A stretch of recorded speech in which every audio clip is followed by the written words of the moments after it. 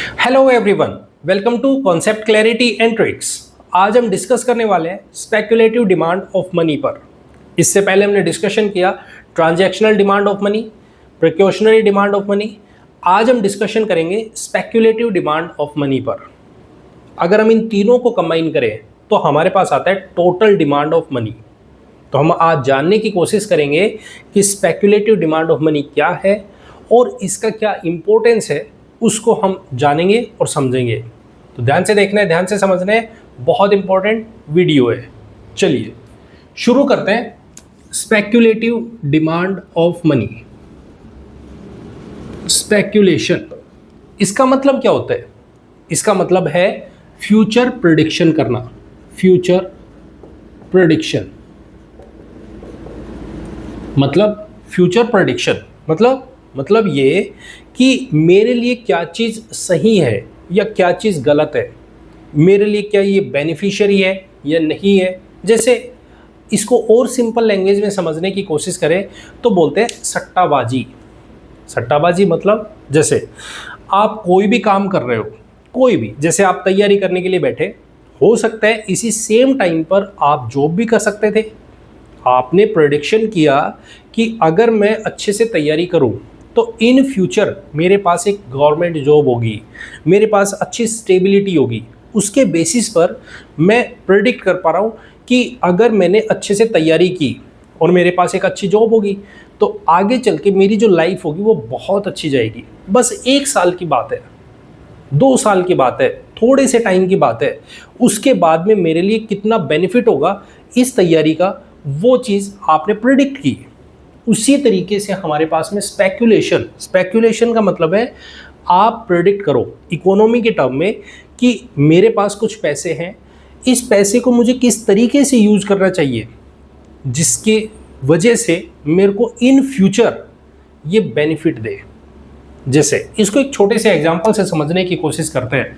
मान लेते हैं कोई एक पर्सन है ए, ठीक है, और इसकी कोई अच्छी खासी जॉब है, बहुत अच्छी जॉब लगी हुई है, और उसमें इसकी जो सैलरी है वो सैलरी सपोज करते हैं 1 लाख रुपये है, ठीक है। ये पर मंथ इसकी जो सैलरी है वो 1 लाख रुपये है, ठीक है। अब इसमें से ये जो 1 लाख रुपए है, अब ऐसा तो है नहीं कि इस पूरे के पूरे पैसे को ये कंज्यूम कर जाएगा, कुछ ना कुछ तो इसके एक्सपेंसेस होंगे, कुछ ना कुछ ये फ्यूचर के लिए अपने पास में बचा के रखेगा कि ये मेरे लिए इस वजह के लिए मैं इसको बचा रहा हूँ, ठीक है। सेविंग करना कुछ भी हो सकता है, उसी चीज़ के बारे में हम जानने की और समझने की कोशिश करेंगे। देखो मान लेते हैं ये जो 1 लाख रुपए है इसने डिस्ट्रीब्यूट किया अपने आप में कि भाई देखो मेरे जो मंथली एक्सपेंसेस हैं, मंथली एक्सपेंसेस वो है 40,000 रुपीज़, जिसमें मेरे पास में जो घर का रेंट है, मैं कहीं रह रहा हूँ तो उसका रेंट हो गया, मैं ऑफिस जा रहा हूँ तो उसके लिए मेरे को आने जाने के लिए ट्रांसपोर्ट का जो खर्चा हो गया वो आ गया, घर में जितने भी तरीके का जो भी खर्चा होने हैं वो सारे के सारी चीज़ें इसने देखी और इसने कहा मेरा 1 महीने का जो खर्चा है वो 40,000 रुपये का है। इसने कहा ये जो 40,000 रुपीज़ है ये तो होंगे ही होंगे, ठीक है। अब इसके पास इस सैलरी में से उसके पास बचे 60,000 रुपीज़, ठीक है, पॉइंट क्लियर है। अब वो इस 60,000 रुपीज़ का क्या करे, मेन क्वेश्चन यहाँ है। भाई ये जो 40,000 रुपये जो उसने एक्सपेंस के लिए यूज़ करने के लिए जो निकाला है ये तो ट्रांजैक्शनल डिमांड है, ट्रांजैक्शनल, कि इतना तो ट्रांजैक्शन होगा, ठीक है। इस 60,000 रुपीज़ का क्या करना है, उसके पास में अब 2 चॉइसेस है। वो क्या? पहली चॉइस है, हो सकता है वो इसको कैश फॉर्म में ले कि भाई चलो पैसा लेते हैं और सारे के सारे को एक जगह पे स्टोर करना शुरू कर देते हैं। उसने कहा कि मेरे पास ये जो 60,000 रुपीज़ है घर में एक कोना बना लेते हैं, उस कोने में स्टोर करते आएंगे और हर महीने 60 इस तरीके से कलेक्ट करेंगे, इकट्ठा करेंगे कैश फॉर्म में, ठीक है। दूसरा इसने सोचा कि नहीं, मुझे एक काम करना चाहिए, इस पैसे को ना मैं ऐसे स्टोर नहीं करता हूँ, मैं इस पैसे को कुछ एसेट परचेज कर लेता हूँ, इस पैसे से मुझे कुछ एसेट्स परचेज करने चाहिए, ठीक है, जो इन फ्यूचर उसके लिए बेनिफिशियरी हो। अब जानने की कोशिश करते हैं कि वो आखिर क्यों सोच रहे हैं। भाई आप किसी भी चीज़ की तैयारी करोगे, आप कोई भी काम करोगे, तो उसके फायदे भी देखोगे और उसके नुकसान भी देखोगे। ऐसा ही होता है ऐसा होता है ना। ऐसा ही यहाँ पे है कि वो भी यही सोचेगा कि अगर मैंने पैसा कैश की फॉर्म में रखा तो इसका क्या बेनिफिट होगा और इसका क्या नुकसान होगा। अगर मैंने पैसे से इस 60,000 रुपीज़ से मैंने कोई एसेट परचेज किया तो इस एसेट का क्या बेनिफिट होगा, क्या मेरे को ये इन फ्यूचर कुछ प्रॉफिट देगा या नहीं देगा। अब एक बार इनको कंपेयर करके देखते हैं। देखो, अगर उसने इस पैसे को कैश की फॉर्म में रखा, कैश की फॉर्म में, तो उसके पास लिक्विडिटी बहुत हाई होगी। जब चाहे वो इस पैसे को उठाएगा और इससे कोई भी सामान खरीदना है वो जाके तुरंत लेके आ सकता है। लिक्विडिटी बहुत ज़्यादा है क्योंकि कैश के फॉर्म में ऑलरेडी उसके पास पैसा है, जब चाहे वो इसको उठाए और उसको यूज़ कर सकता है। हाई लिक्विडिटी है। लेकिन क्या ये जो पैसा है इसकी वैल्यू जो आज है, एक साल बाद उसकी वैल्यू वही होगी? जो इसने 60,000 रुपीज़ इसने जहाँ भी स्टोर किया है, वो 60,000 रुपीज़ चाहे वो 6 महीने बाद निकाले, चाहे वो 1 साल बाद निकाले, चाहे वो 2 साल बाद निकाले, वो 60,000 उतने के उतने ही रहेंगे, उसकी वैल्यू उतनी ही रहेगी। लेकिन अगर मान लो, अभी हम फिलहाल के लिए मान के चल रहे हैं कि इन्फ्लेशन नहीं है, मान लेते हैं इन्फ्लेशन नहीं है, ठीक है, इन्फ्लेशन नहीं है, तो उस टाइम पे 5 साल बाद भी ये जितने रुपए रख रहे हैं, 60,000 रुपीज़ रख रहे हैं, तो उतने ही रुपए 5 साल बाद में निकल के आएंगे, कोई चेंज नहीं आएगा, ठीक है। लेकिन मान लो अगर यदि इन्फ्लेशन हो जाता है, अगर हम इन्फ्लेशन को कंसिडर करें तो उसकी वैल्यू डिक्रीज होगी।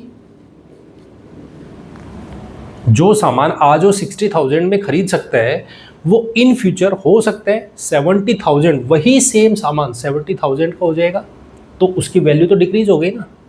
आज 60,000 में वो सामान परचेज कर सकता है, लेकिन 5 साल बाद में 10,000 रुपये की इन्फ्लेशन बढ़ गई, तो वही सेम सामान 70,000 का परचेज करेगा, लेकिन उसके पास तो 60,000 है, मतलब वैल्यू डिक्रीज हो गई। Point clear? ठीक है। अब दूसरी तरफ आते हैं, एसेट। मान लेते हैं वो ये सोच रहे हैं, एसेट में मान लेते हैं उसने कहा मैं गोल्ड परचेज कर लेता हूँ सॉरी, ठीक है, उसने ये सोचा है कि मुझे गोल्ड परचेज कर लेना चाहिए, ठीक है, 60,000 का। तो उसके क्या फ़ायदे और क्या नुकसान है। देखो, जैसे उसने गोल्ड परचेज किया तो उसके पास में लिक्विडिटी क्या जितनी पहले थी उतनी ही रहेगी? नहीं, लिक्विडिटी डिक्रीज हो गई।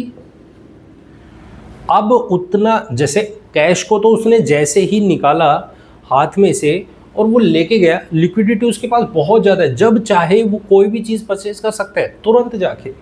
लेकिन गोल्ड, इसको पहले बेचना पड़ेगा, फिर इसको कैश फॉर्म में लाना पड़ेगा, उसके बाद ये जाके मार्केट से सामान परचेज कर सकता है, मतलब लिक्विडिटी कम हो चुकी है। पॉइंट क्लियर है? एसेट जैसे परचेज करेगा वहाँ पे लिक्विडिटी डिक्रीजेस, ठीक है। दूसरी तरफ देखो, क्या एसेट की वैल्यू, आज गोल्ड की वैल्यू मान लेते हैं 60,000 रुपीज़ है, इन फ्यूचर यही 2 साल बाद में यही गोल्ड 1 लाख रुपए का हो जाएगा, तो वैल्यू वो इंक्रीज कर गई। तो इसके लिए क्या चीज़ बेनिफिशियरी होगी? इसे वैल्यू कैश की फॉर्म में रखनी चाहिए, ये जो 60,000 रुपीज़ है इसको कैश फॉर्म में रखना चाहिए, या फिर इसको एसेट परचेज करना चाहिए? ये हमारे पास में आता है स्पेक्यूलेशन, फ्यूचर प्रेडिक्शन करना कि मेरे लिए क्या चीज़ फायदेमंद होगी। मुझे कौन सी चीज़ खरीदनी चाहिए, मुझे कौन सी चीज़ कैश के फॉर्म में, या ये पैसा कैश के फॉर्म में रखूं, या ये पैसा गोल्ड परचेज करके यूज़ करूं इसको, मुझे क्या करना चाहिए। This is known as speculation. Point समझ आ गया? पॉइंट समझ आ गया? इसी के बेसिस पर ये बात करते हैं कि क्या करना चाहिए जो मेरे लिए बेनिफिट होगा या प्रॉफिट वाला हो। इसी के बेसिस पर हम इसको समझने की कोशिश करते हैं। तो देखो, अब मैं इसी के बेसिस पर, इसी एग्जाम्पल के बेसिस पे इसको समझने की कोशिश करेंगे हम कि एसेट या फिर गोल्ड या फिर कैश। ठीक है, पॉइंट क्लियर है? तो देखो, समझो और ध्यान से देखना और ध्यान से समझना। पहला क्वेश्चन तो ये आता है कि बताओ कि बंदे को क्या करना चाहिए, इसको कैश के फॉर्म में रखना चाहिए पैसा या फिर एसेट परचेज करना चाहिए। किस बेसिस पर ये डिसाइड होगा, डिसीजन कैसे लिया जाए, कैसे सोचे कि वो इस पैसे को गोल्ड ले या फिर इसको कैश के फॉर्म में रखे। तो ये चीज़ हमें क्लियर करके देती है। मान लेते हैं वो ये सोच रहे हैं, लोग ये सोच रहे हैं, उसके जैसे लोग हैं, वो बाहर जाके बैठा, लोगों से बात करने लगा, लोगों ने कहा कि देखो भाई, एक्सपेक्टेशन है ये कि इन फ्यूचर गोल्ड का प्राइस इंक्रीज होने वाला है। ध्यान से समझना, 5 लोग बैठे हुए, उनके पास जाके उसने बातें करनी शुरू की।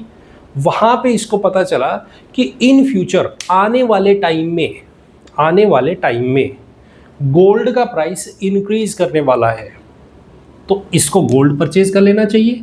आज गोल्ड परचेज करेगा, आने वाले टाइम में 10 दिन बाद, 1 महीने बाद, 1 साल बाद गोल्ड का प्राइस इंक्रीज करेगा। तो डेफिनेट है, आज वो 60,000 रुपीज़ का गोल्ड अगर परचेज कर लेता है, इन फ्यूचर गोल्ड का प्राइस इंक्रीज करेगा, तो वो मान लेते 1 साल बाद वो 1 लाख रुपए का हो गया। तो उसकी जो 60,000 रुपीज़ की वैल्यू अब 1 लाख रुपये हो गई है। तो उसके लिए बेटर क्या होगा, गोल्ड परचेज करना, मतलब एसेट परचेज करना। उसके लिए एक्सपेक्टेशन क्या है, इन फ्यूचर आने वाले टाइम में गोल्ड का प्राइस इंक्रीज करने वाला है, तो मुझे आज गोल्ड परचेज कर लेना चाहिए ताकि फ्यूचर में वो मेरे को प्रॉफिट देके जाए। लेकिन उसने 5 लोग बैठे हुए हैं, वहाँ पे डिस्कशन हो रहा है और वहाँ पे उन्होंने बोला एक्सपेक्टेशन है कि इन फ्यूचर गोल्ड का प्राइस, क्योंकि हम बात कर रहे हैं एसेट में, गोल्ड का एग्जांपल ले रहे हैं, तो उसी के बेसिस पर हम इसको समझ रहे हैं। इन फ्यूचर गोल्ड का प्राइस डिक्रीज करने वाला है। आगे आने वाले टाइम में गोल्ड का प्राइस उतना नहीं रहेगा जो आज है, घट जाएगा, डिक्रीज कर जाएगा। उसने सोचा कि देखो, मैं 60,000 रुपये का आज गोल्ड परचेज कर लेता हूँ, लेकिन इन फ्यूचर यही 60,000 रुपये का गोल्ड 50,000 का हो जाए, तो क्या होगा, इसको तो लॉस हो गया। तो ऐसे केस में जब उसको ये लगा कि देखो गोल्ड का प्राइस डिक्रीज करने वाला है, तो उसके लिए ज़्यादा बेनिफिशियरी कौन सा होगा, कैश की फॉर्म में पैसे रखना या फिर गोल्ड परचेज करना। आप खुद सोचो। तो सिंपल सी बात है, आप क्या कहोगे, कैश की फॉर्म में। भाई क्या करेंगे गोल्ड परचेज करके, लॉस थोड़ी लेना है। 60,000 के सामान को 50,000 में बेचना नहीं, ठीक है। तो क्या होगा, यहाँ पे कैश रखना ज़्यादा बेनिफिशियरी होगा। 2 कंडीशन आ गई। कैसे डिसाइड होगा, कैसे डिसाइड करें, एक्सपेक्टेशन पे। एक्सपेक्टेशन है कि फ्यूचर में एसेट का प्राइस इंक्रीज करने वाला है, तो मुझे एसेट परचेज करना चाहिए। एक्सपेक्टेशन है कि इन फ्यूचर एसेट का प्राइस डिक्रीज करने वाला है, तो मुझे कैश की फॉर्म में पैसा रखना चाहिए। मेरे लिए ज़्यादा बेनिफिशियरी कैश है, मनी है। पॉइंट समझ आ गया? अब क्वेश्चन ये आता है, ये एक्सपेक्टेशन आई कहाँ से, लोगों को कैसे पता चली, कैसे एक्सपेक्टेशन बनी कि इन फ्यूचर ऐसा हो सकता है। तो ये चीज़ हमारे पास में आती है सारी चीजें प्राइस से। अब कहोगे प्राइस से, किसके प्राइस से भाई, किसके प्राइस से? तो वो सारी चीजें बात कर रही हैं एसेट की, एसेट से। जैसे मैंने कहा, आप कहीं भी जा रहे हो, कहीं पे भी कोई भी सामान लेने जा रहे हो, आप मार्केट में निकले, आप कोई सामान लेने जाओगे, तो किसी भी चीज़ का प्राइस, जैसे आप अब का जो सीज़न है उसमें मैंगो चल रहे हैं, ठीक है। अगर मान लो सपोज करो मैंगो पीछे से आने लग रहा है, मैंगो का प्राइस कितना होगा? मैंगो का प्राइस 100 रुपये होगा, 150 होगा, 200 होगा। वो किस पर डिपेंड करेगा? वो दो चीज़ों पे, एक क्वांटिटी पे और दूसरा सप्लाई पे, ठीक है। कितनी क्वांटिटी आने लग रही है और दूसरा कितनी सप्लाई पीछे से हो रही है, ठीक है। किसी भी चीज़ का प्राइस, किसी भी चीज़ का प्राइस होगा, वो दो चीज़ों का फंक्शन होता है, डिमांड एंड सप्लाई, डिमांड और सप्लाई पे, ठीक है। किसी भी चीज़ की, किसी भी क्वांटिटी की कितनी डिमांड है, किसी भी चीज़ की कितनी डिमांड है और उस चीज़ की कितनी सप्लाई है, ठीक है। पॉइंट समझ आ गया? अब जैसे क्योंकि हम बात कर रहे हैं, जैसे मान लीजिए मैंगो की बात कर रहे हैं, हमने एक एग्जांपल लिया मैंगो का, कि मैंगो पीछे से जितने ज़्यादा आएंगे, जितनी ज़्यादा सप्लाई होगी, जितनी ज़्यादा सप्लाई होगी मार्केट में, उतने ज़्यादा मैंगो हो जाएंगे, उतने ज़्यादा महंगे होंगे। और जैसे ही सप्लाई बढ़ेगी तो डिमांड क्या होगी? धीरे धीरे लोगों में कम हो जाएगी। भाई चीज़ें एक्सेस हो गई है तो वो फालतू में फेंकने से अच्छा है उसका प्राइस कम कर दो, तो उसका प्राइस कम हो जाएगा, ठीक है।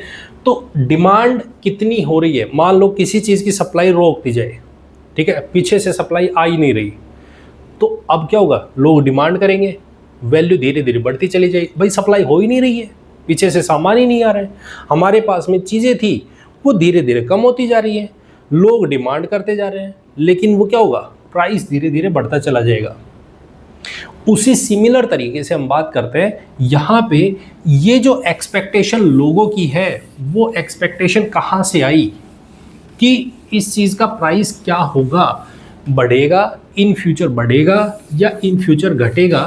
तो वो चीज़ डिपेंड करेगी डिमांड और सप्लाई पे। किस पर डिपेंड करेगा?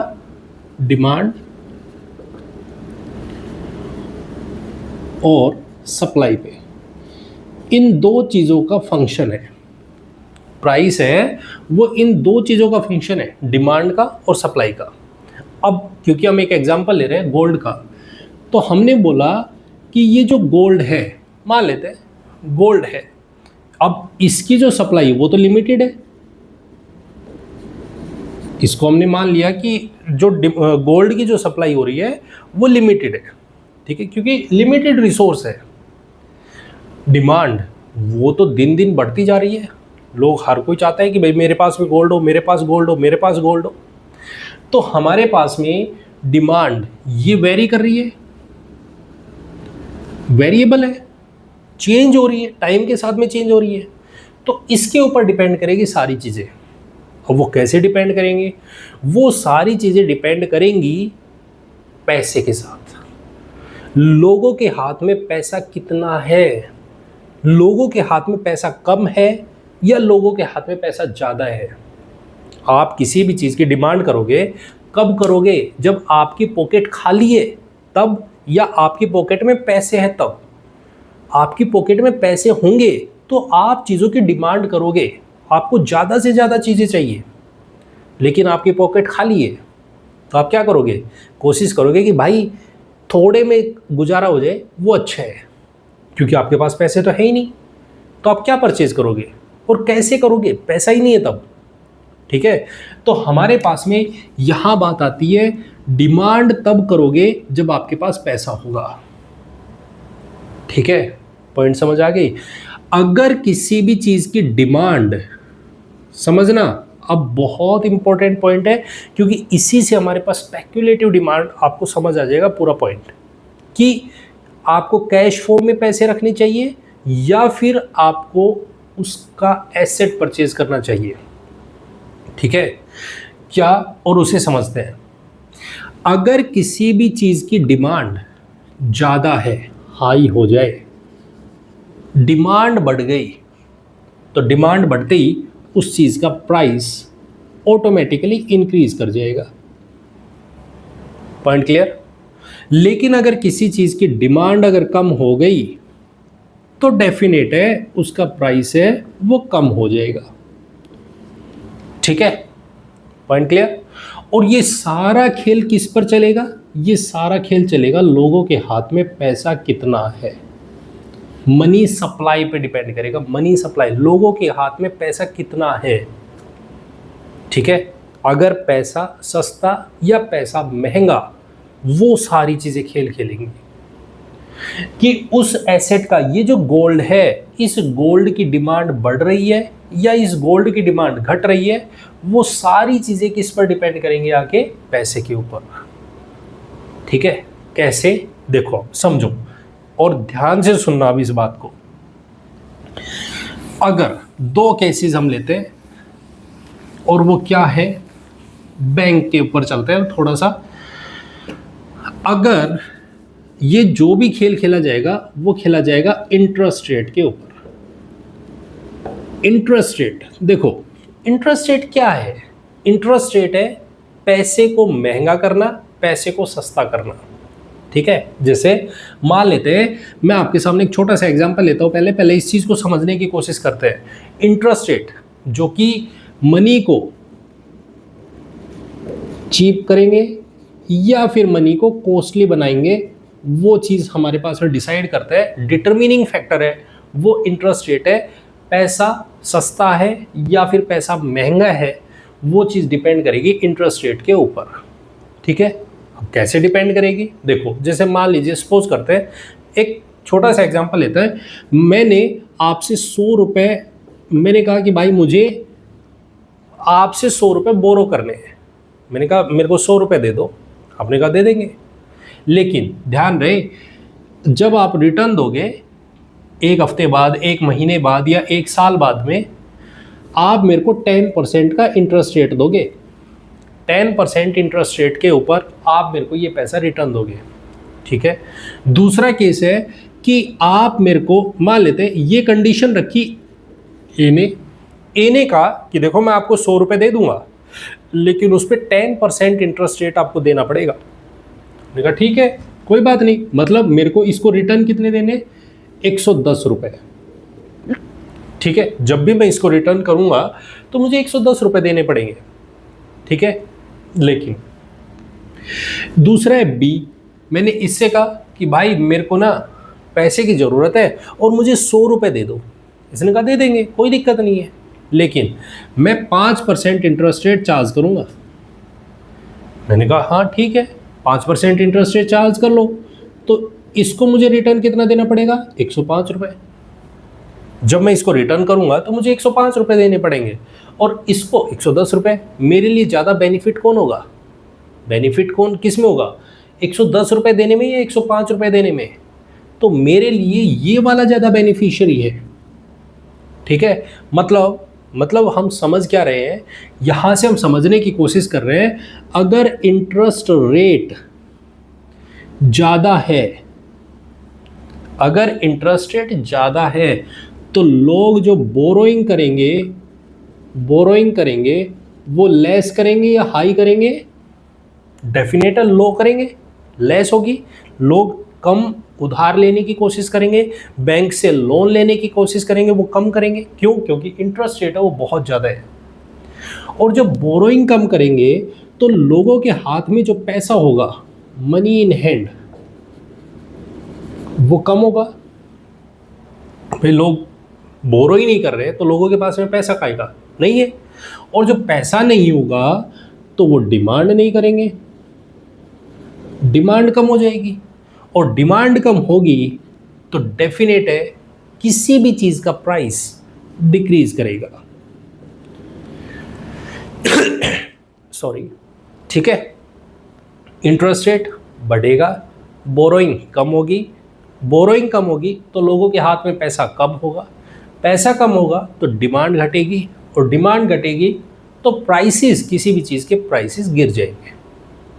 ठीक है, उल्टा केस लो, इंटरेस्ट रेट अगर यदि घट जाए, डिक्रीजेस, इंटरेस्ट रेट डिक्रीजेस, तो लोग ज़्यादा से ज़्यादा बोरोइंग करेंगे। हर कोई चाहेगा कि भाई 100 रुपए की चीज़ 105 ही तो देने, कोई बात नहीं, 5% इंटरेस्ट रेट है, बोरो कर लो। आगे देखेंगे बोरोइंग बोरोइंग बढ़ जाएगी, बोरोइंग इंक्रीजेस, इंटरेस्ट रेट कम हो गया, बोरोइंग बढ़ेगी, बोरोइंग बढ़ी तो लोगों के हाथ में जो पैसा है वो बढ़ गया, और जैसे लोगों के हाथ में पैसा बढ़ा तो डिमांड इंक्रीज हो जाएगी, डिमांड इंक्रीजेस, और डिमांड बढ़ी तो किसी भी चीज़ का प्राइस इंक्रीज करेगा।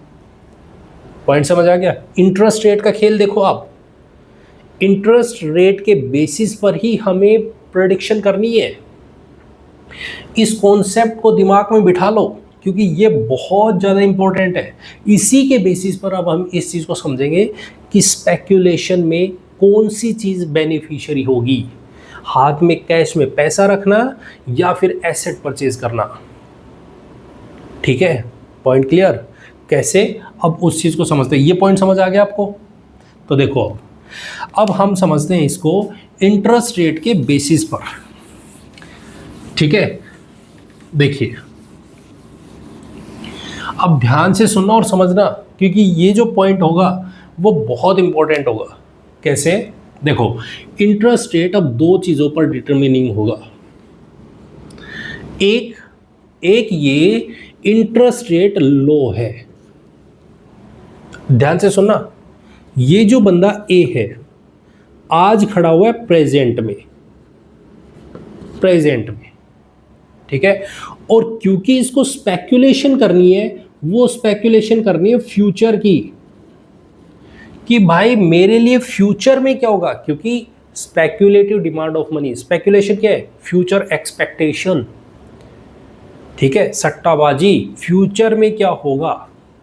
ठीक है, तो आज ये सोच रहे हैं कि मैं इस 60,000 का क्या करूं इस 60,000 रुपीज़ का। इसके लिए क्या है, इसने सोचा कि आज के टाइम इंटरेस्ट रेट है वो लो है। भाई आप एक बात सोच के देखिएगा, मान लेते हैं हमारे पास में ये कोई भी, आप कहीं घूमने गए, हिल स्टेशन पे गए, ठीक है, हिल स्टेशन पे गए और आपने इस तरीके का एक पहाड़ देखा, आप यहाँ पे खड़े हो, आपके लिए अभी फिलहाल के लिए डिस्टेंस है, हाइट है, वो बिल्कुल लो है, मिनिमम है। तो इन फ्यूचर जब आप चलना शुरू करोगे तो आप डेफिनेटली ऊपर ही चल के जाओगे, और एक ऐसा पॉइंट आएगा, इस पॉइंट पर जाने के बाद अब आपको लगेगा कि इससे ऊपर तो नहीं जा सकते, अब आप इससे नीचे ही आओगे। ये फ्यूचर के बारे में बातें हो रही है कि आप यहां पे खड़े हो, अब खड़े होके सोच रहे हो कि मैक्सिमम कितने जा सकते हो आप, मैक्सिमम यहां तक जा सकते हो, इसके बाद आप नीचे ही आओगे, ऊपर नहीं जा सकते इससे। यहां खड़े होके क्या सोचोगे, इससे आगे नहीं जा सकते, मैक्सिमम आना था वो आ चुके हो, अब तो नीचे ही जाओगे, अब तो आपको नीचे जाना ही जाना पड़ेगा। पॉइंट समझ आ गया? इसको यहां अप्लाई करो, यहां पे अप्लाई करते हैं, और वो क्या है देखो, आज ये बंदा सोच रहा है ए कि मेरे पास 60,000 रुपीज़ है, इस 60,000 रुपीज़ से मुझे गोल्ड परचेज करना चाहिए या नहीं करना चाहिए, मुझे इस 60,000 रुपीज़ को कैश के फॉर्म में रखना चाहिए या नहीं रखना चाहिए। इसके सामने दो क्वेश्चन है, गोल्ड खरीदूं या फिर कैश रखूं, गोल्ड परचेज करूं या फिर कैश रखूं। ठीक है, तो ये क्या सोच रहे हैं, इसने देखा इंटरेस्ट रेट, आज का इंटरेस्ट रेट, बैंक का जो इंटरेस्ट रेट है वो इंटरेस्ट रेट कितना है।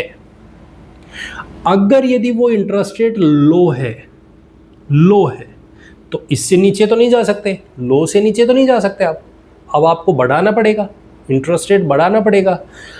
आज इंटरेस्ट रेट कम है, इन फ्यूचर इंटरेस्ट रेट बढ़ेगा, इंक्रीज करने वाला है इन फ्यूचर, क्योंकि ये फ्यूचर के बारे में बैठ के सोच रहे हैं। इन फ्यूचर इंटरेस्ट रेट बढ़ेगा, और अगर इन फ्यूचर इंटरेस्ट रेट बढ़ेगा तो डेफिनेट है, सोचो अब हमने जो टेबल बनाई थी उसमें क्या डाला था, इंटरेस्ट रेट बढ़ेगा, तो इसका मतलब लोगों के हाथ में जो पैसा होगा वो कम होगा। कम होगा या नहीं होगा? कम कैसे होगा? क्योंकि लोग बोरोइंग करेंगे, वो कम करेंगे, क्योंकि इंटरेस्ट रेट हाई होने वाला है, फ्यूचर में इंटरेस्ट रेट हाई होने वाला है। ठीक है, फ्यूचर में इंटरेस्ट रेट हाई होने वाला है, तो लोग पैसा कम रखने वाले हैं, लोगों के हाथ में पैसा कम होगा, और पैसा कम होगा तो डिमांड घट जाएगी। डिमांड घटने वाली है, और डिमांड घटने वाली है तो इसका मतलब गोल्ड का जो प्राइस है वो गिरने वाला है।